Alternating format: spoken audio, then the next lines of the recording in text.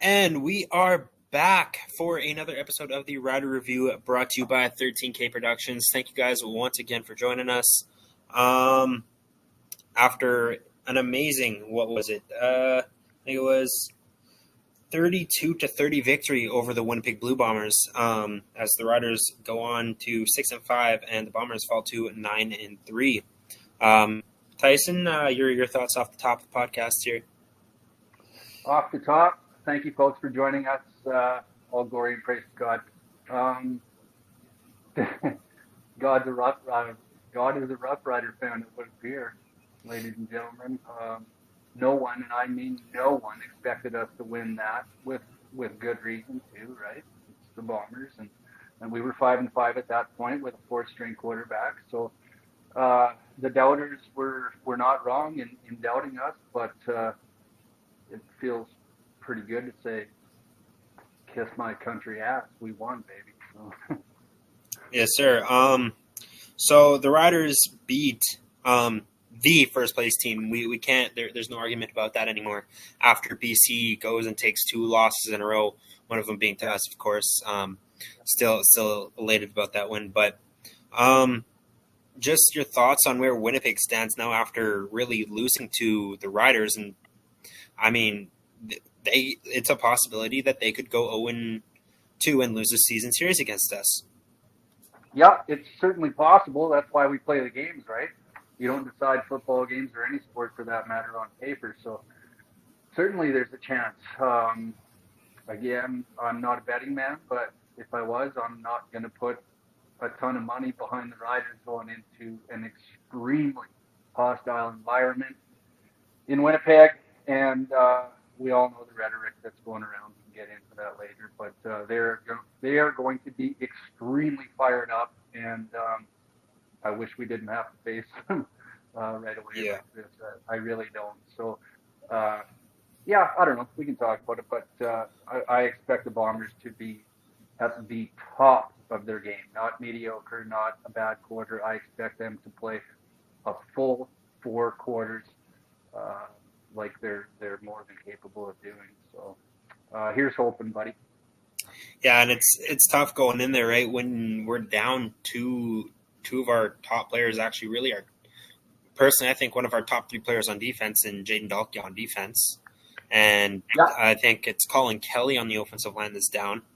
But, going in, now we're talking about injuries, but I think a note off the top of the podcast here, I gotta say, apparently Philip Blake, I heard, was back in practice today. So, and we're filming this on Wednesday night here. So, Philip Blake was back. What do you think that's going to mean to this team when we get him back, possibly next week for the game? Don't expect him back this week, folks. He was a participant, but he wasn't participating in drills, as I understand it. But the fact that he had pads on is absolutely amazing. We should all be taking a knee and hoisting up a prayer that we get Philip Blake back. He can play every position on the offensive line. He's Canadian. He's a veteran. He's a leader. He's outstanding. That was one of my favorite signings in the offseason, to bring Big Phil back here in Rider Nation. And, if we get him back, it'd be nice if he'd come back this week, but it's not going to happen. If we can get him back next week, the week after, that is huge, especially with the news that Colin Kelly might be out for a significant period, if not the rest of the year. And he was a stalwart at right tackle this year for us, like I mentioned in the previous pod. Caden, he's been great, so it really, really sucks to lose him. But the fact that Philip Blake even has pads on again, how can't you be excited for that, right? Yeah. So I guess let's just get into it here. Let's talk about the game. Jake Dolegala goes 22 of 36 for 326 yards. He looked like a completely different quarterback today, or I guess on Labor Day. Yeah. Looked absolutely phenomenal. Your thoughts? He's the best we got right now, and again, I'll discuss it all day long if someone has a different opinion. We're not censoring anybody. We love to talk ball, right? He is by far the best option we have right now, and he's doing everything right. I haven't dug into the numbers just because I haven't had time, but I believe he was under 60% passing, which is not a great number, right? Like, let's not kid ourselves here. But again, he's not making mistakes to hurt us. Of course, he's missing throws. Under a 60% completion rate is indicative of someone missing throws, right? So, that's not rocket science. But the fact is, he's not throwing picks late in the game. He's not throwing picks in a crucial position deep in our side of midfield. He's not doing any of that. He's started 3 games. Like, I don't know what you could ask of Jake that he's not doing right now. He's a professional. The guys love him. He's not making the big mistakes. Apart from his big arm and a lot of big throws he is making, especially last week, he's managing the game. He is a game manager at this point, apart from those deep throws. I couldn't be happier.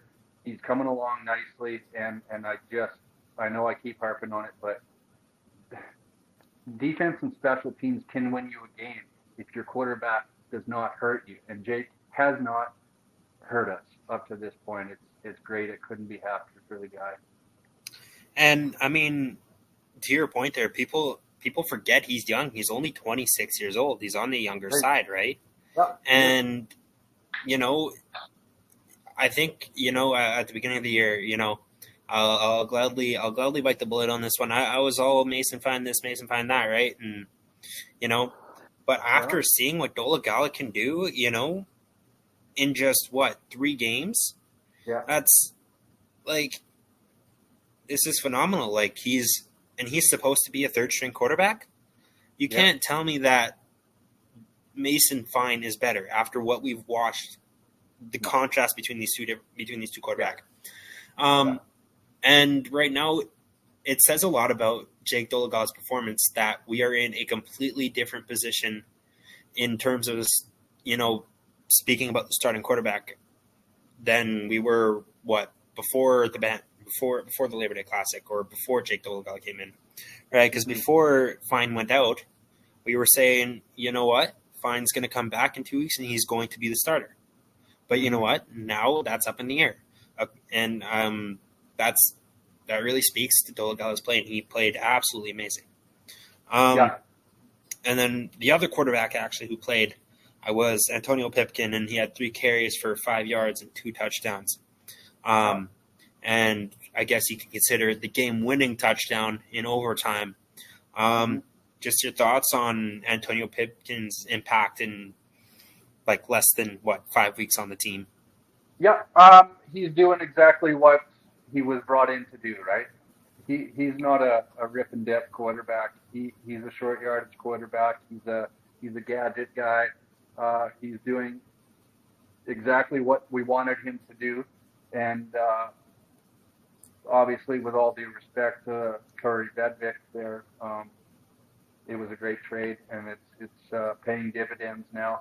And I especially like Pip after JMO's big run in overtime there. The spirit that he showed after the touchdown, you could tell the guy was just completely jacked and having fun and amping up the crowd, and that was great to see. It fired me up. I don't know about you. Oh yeah. And I think, you said JMO. We have to talk about his performance. Not too much on the ground. 9 carries for 37 yards. But 4 receptions for 76 yards. Had a better game as a receiver than he did as a running back. But he didn't, when he ran the ball, he didn't do too much. But when he did touch the ball, he went off and he ran that, I think it was 25, 26 yards? Yeah, when he ran that the one ball one time. So just your thoughts on JMO's performance. I would say the best one we've seen this season, right? So kudos on the coaches to the fact that they stuck with him and everything like that. He is a quality back, but we all kind of have a soft spot for Frankie Hickson, but Yeah, Jamal Morrow was absolutely outstanding. Without his play, I'm not sure that we win the game, especially down the stretch. He was absolutely incredible. The dude has quadriceps like tree trunks. Like he's amazing. He's not a big dude. He is not. I've met him in person. He's about the same size as my little guy, height wise, but he has tree trunk legs, dude. And he certainly put those to use on Sunday afternoon, and I couldn't be happier. That was great. And again, do you blame him or do you blame for the perceived lack of a run game? Do you blame him or do you blame our run blocking, which has been poor all year long? Let's be honest. Or do you blame a scary, scary, formidable front four and stunting linebackers in Winnipeg? I don't know. Yeah. A chicken or the egg, I don't know, but I'm super stoked for JMO. He deserved it, and we might not win without his performance. And I guess let's talk about receiving here too. Like I said, Morrow went 4 for 76 yards, and Tevin Jones touched the ball 5 times for 96 yards. And then I guess our top guys, or people who we would think, like who we've been talking about this past few weeks, like Kean Schaefer-Baker, right, and Jared Stearns and Sean Bain Jr. They were, mind you, they still had pretty good games, but they were in the lower tier of receiving. This past game,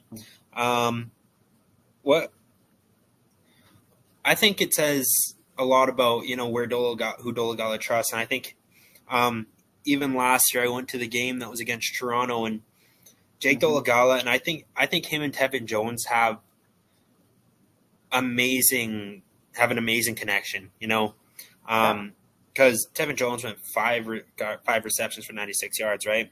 And Schaefer-Baker is supposed to be our top receiver, and these last few games, he hasn't really done much to impress me. Just your thoughts on the receiving core as a total? Dude, I don't know what's going on with Shape. I understand why the BC game, they were a little bit hesitant to give him 20 targets or whatever. He only got a handful that game. So I understood that because the dude's been off a long time, after a major injury. So I totally understand that. But I don't know the reason he wasn't targeted more. In the Labor Day Classic, maybe we have to give some credit to Winnipeg, and Schaefer-Baker is not a secret around the league. Like, people have to double him, right? So maybe there was some of that going on. I'm not sure. I haven't rewatched much of it as of yet. But Tevin Jones, Jake Dolegala, why wouldn't Tevin Jones be one of his favorites? The guy's a massive target. He's got big, strong hands. He's an NFL body, like I've mentioned before. He's certainly a go-to guy, Jared Stearns didn't get many targets. I thought Bain played okay. I don't know his numbers. I don't have. 5 receptions, 33 yards, 2-point convert. Yeah. So I don't think he dropped very many, if any at all. So yeah, I don't know. It takes time to build rapport with a new quarterback too, right? And a lot of these receivers are starters, right? So they're running with the ones during practice. They're not running with Jake, who was a 4-string quarterback at one point, right? Like, let's not forget that. When Trevor Harris was healthy, Jake was on the practice roster, and a lot of people were questioning that for good reason. But, it takes time to develop rapport and chemistry between receivers and quarterbacks. I don't see anything to be alarmed about. We played Winnipeg's defense, so their secondary was kind of going over their defense here a little bit recently, and boy, their secondary has a bunch of ball hawks, like all of them, like safety, corners, DBs. They're terrific. So if we were shut down a little bit in the passing game, it's with good reason. You got to give credit to Winnipeg as well. Winnipeg. Even offensively, they're good. Winnipeg is just the best all-around team. There's no argument about it. They're so good, and we don't want to say that. I get it. Like, it hurts. It hurts. It really does. It sucks, dude. But they're extremely good, extremely well coached, And there is no possible way that the Grey Cup champion is not playing in Winnipeg in the Western Final. There's just no way. Now, speaking of defense, we got to move over to the defensive side. Before we talk about anything, just a note off the top. Pete Robertson, Texas Pete. Yeah. After what should have been a momentum shifter, Yeah. an amazing defensive play, went out and made a stupid decision. Absolutely stupid. Yeah. This is not a knock on Pete himself. This is a knock on the decision. No. And he is suspended for the Banjo Bowl. Your thoughts on just that whole situation there? That's a great way to put it, my friend. It's not a knock on Pete. Pete Robertson is a stand-up guy. He's a leader in the locker room. He's disciplined. He's a true professional. I have a bone to pick for people calling him a dirty player. That is absolutely false. You and I watch every single second of this team, training camp included. He is not a dirty player. He's a professional. He's a role model on that team, in fact. And he just lost it in a moment of passion. Was it a stupid play? Yeah, absolutely was a stupid play. Particularly if you want to involve the timing of that play, right? He doesn't take that. It's kind of game over. Like, you're starting to feel good about our chances if he doesn't take that penalty, right? Because we hold him to a field goal. It really disappoints me, and I honestly believe that this story would not be leading every radio show, every podcast, every what have you, if he wasn't from Saskatchewan. It's because he is a Rough Rider that this story has outshined what was a terrific game on the part of both teams. It was a fantastic game, and I would say that if we lost as well. Trust me.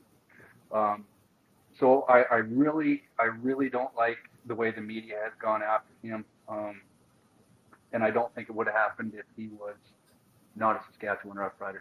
We have that black paint on us, that target on us. I don't know why. It was an incredibly stupid play by Pete, but I'm led to believe possibly that there was some things said, which again doesn't excuse his behavior. You have to know down and distance, right? You have to know the score and the time left in the game, all that stuff. And Pete should know better than that, no matter what Collarosaurus said. And I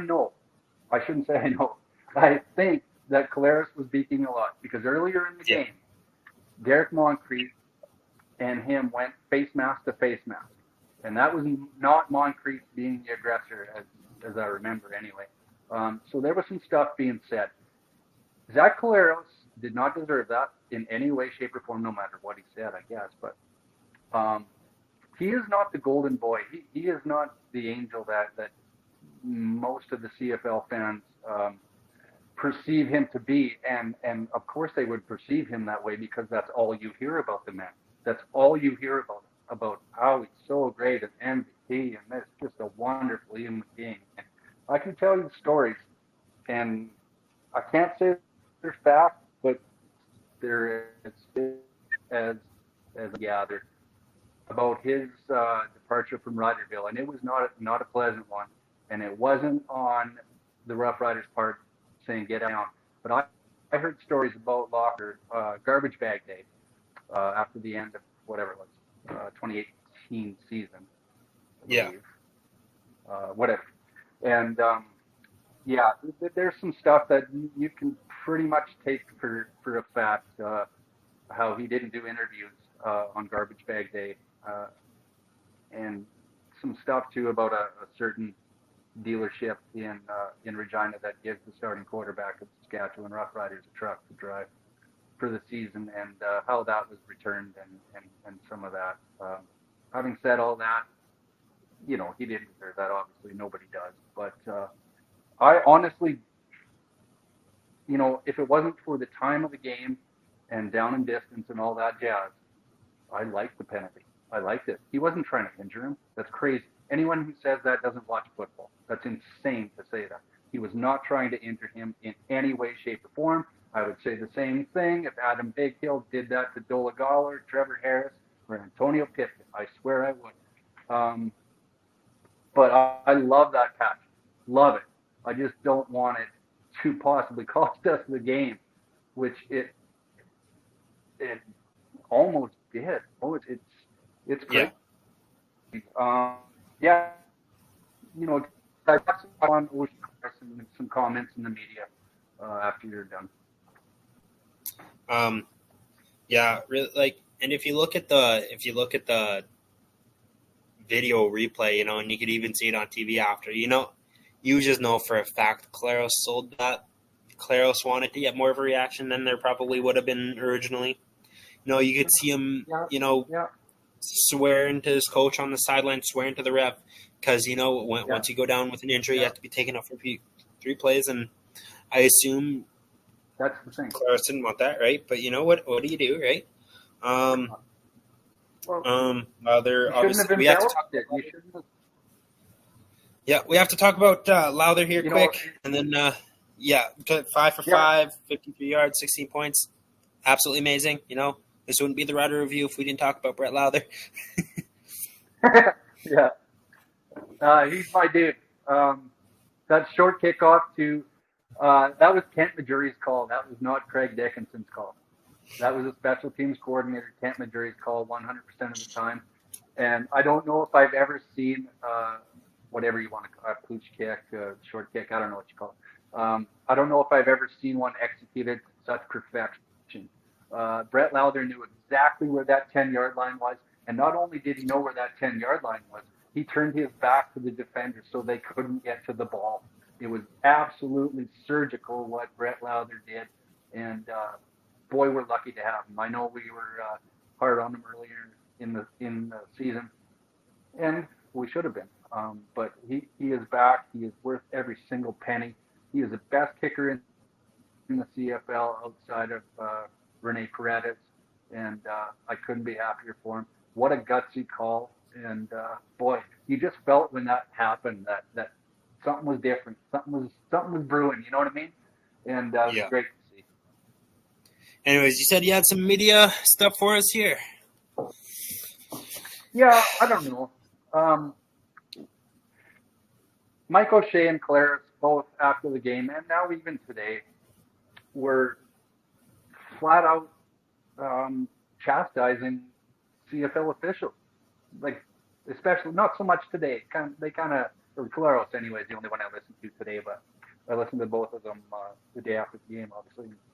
And they flat out chastised and called out the official. That's insane. So on the sports cage, the host there said, okay, the precedent has been set. He's not calling for them to be reprimanded or fined or suspended or whatever, but the precedent has been set. Those two gentlemen were not fined or talked to in any fashion, as far as I know. So for them to call out the officials like that and not be fined, by God, we better be all held, and by that I mean every team, better be held to the same standard then. Because they did not mince words afterwards. Both Zach and, I don't know. It was classless for them to do what they did. Suck it up, swallow it, just move on, but they didn't do that. Neither one of them. So that was, I found it to be classless, but who knows? Perhaps our coaches, our quarterbacks, and our fans would be saying the same thing if the roles were reversed. Who knows, right? I don't know. I'm not a big fan of either of those guys.